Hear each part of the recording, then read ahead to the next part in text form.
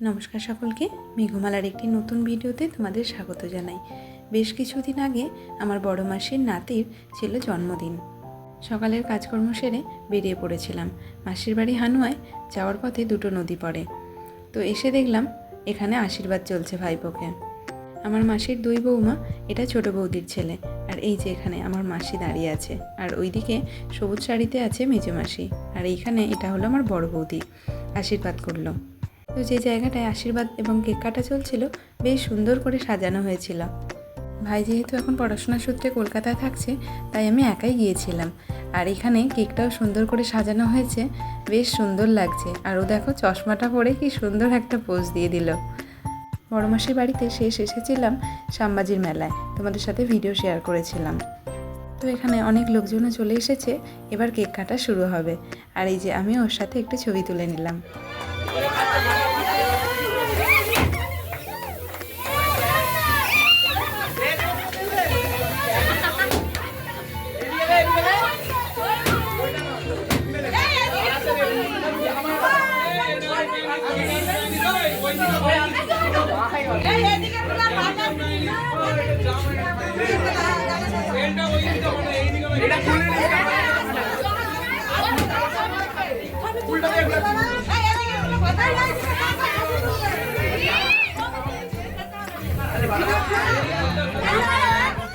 Cake কাটার পর্ব শেষ, এবার খাওয়া দাওয়ার পর্ব। আর এই সময় চলছিল এক যুদ্ধ, কিছুতেই ও খাবার খাবে না। আর এর কারণটা কি জানো? ও কারো একটা খেলনা ক্যামেরা দেখেছে এবং ওর সেটাই চাই।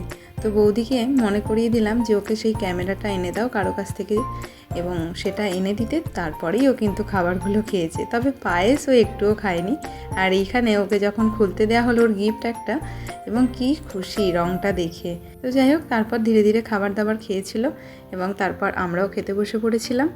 মেনুতে সেদিন অনেক কিছু আইটেমই ছিল, তবে সব থেকে ভালো লেগেছিল আমাকে চিলি চিকেনটা। আর এখানে বড় বৌদি আর ছোটো বৌদি দুজনে একসাথে ওর সাথে ছবি তুলেছে। তো শেষে সকলের সাথে দেখা করে বাড়ির উদ্দেশ্যে রওনা দিলাম। আর এই জায়গাটায় না ভিডিও করে থাকতে পারলাম না, জলটা এত স্বচ্ছ, কী যে ভালো লাগছিল, আর সুন্দর হাওয়াও দিচ্ছিল। মনে হয় এখানেই যেন দাঁড়িয়ে রয়ে যাই, কিন্তু উপায় নেই, বাড়ি তো যেতেই হবে। মাসির বাড়ি থেকে যে রাস্তাটা দিয়ে বাড়ি আসি সেটা একদম মাঠের মাঝখানে পড়ে।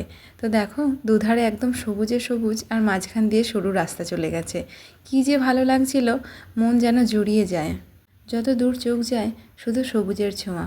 চারপাশের সব জমিগুলোতেই বাদাম গাছ লাগানো। আসার পথে এই আম গাছটিকে দেখলাম, আমে একদম ভর্তি হয়ে গেছে গাছটায়। জানি না এখন এত আম আছে কি না, তবে যখন দেখেছিলাম প্রচুর আম ধরেছিল। আর এই জায়গাটা বলো তো দেখি কোন জায়গা? এখানে কিন্তু সবাই পিকনিক করতে খুব ভালোবাসে। এবার নিশ্চয়ই তোমরা বলতেই পারবে যে এটা কোন জায়গায়। তো চলো আজকের মতো ভিডিওটা এখানেই শেষ করছি। ভিডিওটি যদি ভালো লাগে একটা লাইক করো। সবাই খুব ভালো থেকো।